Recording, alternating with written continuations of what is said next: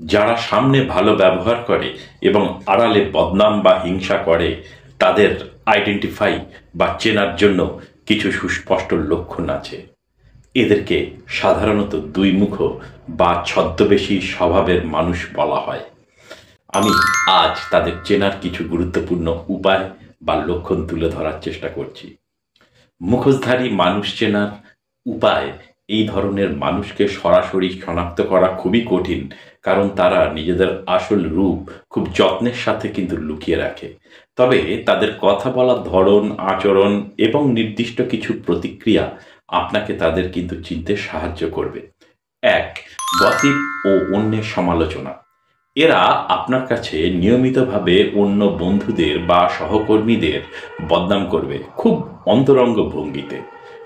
আপনার সামনে তারা এমনভাবে অন্যের সমালোচনাটা করবে যেন কেবল আপনাকেই সব থেকে বেশি বিশ্বাস করে। এর থেকেই বোঝা যায় তারা অন্যের কাছেও আপনার সমালোচনা কিন্তু করছে। যদি দেখেন কেউ আপনার কাছে সবার খুঁত ধরছে প্রায়শই, তবে ধরে নিন আপনি সরে গেলেই তারা আপনার খুঁতো কিন্তু ধরবে। দুই, অতিরিক্ত প্রশংসা ও তোষামোদ। এদের প্রশংসা প্রায়শই অতিরিক্ত এবং অপ্রাকৃতিক মনে হবে। তারা আপনাকে প্রয়োজন বা সুবিধা অনুযায়ী মাত্রাতিরিক্ত তোষামোদ করবে। তারা এমনভাবে আপনার প্রশংসা করবে যা সামান্য হলেও বাড়িয়ে বলা মনে হবে। এই প্রশংসা প্রায়ই একটি উদ্দেশ্য পূরণ করে। বিশেষত তারা আপনার এমন কিছু গুণের প্রশংসা করবে যা হয়তো তাদের নিজেদের নেই, যা তাদের ভেতরের হিংসাকে চাপা দেওয়ার একটা সুস্পষ্ট কৌশল।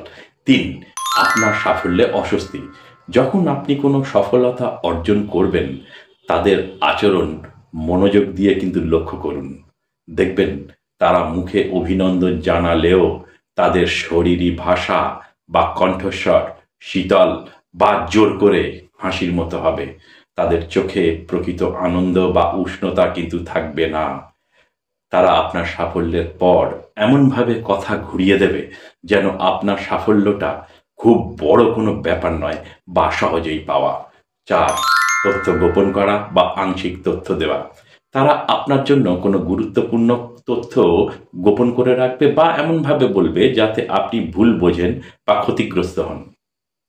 যখন আপনি তাদের কাছে কোনো তথ্য জানতে চাইবেন, তারা হয় বলবে আমি ভুলে গেছি, অথবা অসম্পূর্ণ তথ্য দেবে যা আপনার কাজের ক্ষতি করে দিতে পারে। পাঁচ, দ্বিমুখী আচরণ। এরা ভিন্ন ভিন্ন মানুষের কাছে ভিন্ন ভিন্ন কিন্তু আচরণ করে। লক্ষ্য করবেন আপনার সামনে তাদের এমন আচরণ, অন্য একজন প্রভাবশালী বা বসের সামনে তাদের আচরণ, দুটো কিন্তু এক নয়। যদি তাদের আচরণে দ্রুত এবং বড় পরিবর্তন দেখেন, তবে তারা পরিস্থিতির সুবিধা অনুযায়ী মুখোশ বদলায়।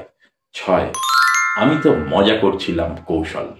এই কৌশল আড়ালে আপনার ক্ষতি করার পরে যখন তারা ধরা পড়ে যায়, যখন দ্রুত নিজেদের ভুল ঢাকার জন্য ঠিক এই কৌশলটি অবলম্বন করে।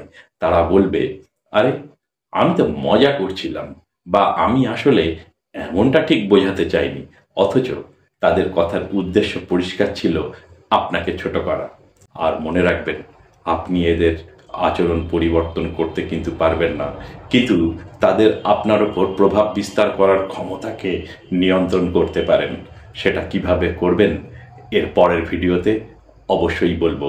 তাই এখন আমাকে আপাতত ফলো করে রাখুন পরবর্তী ভিডিওটার জন্যে।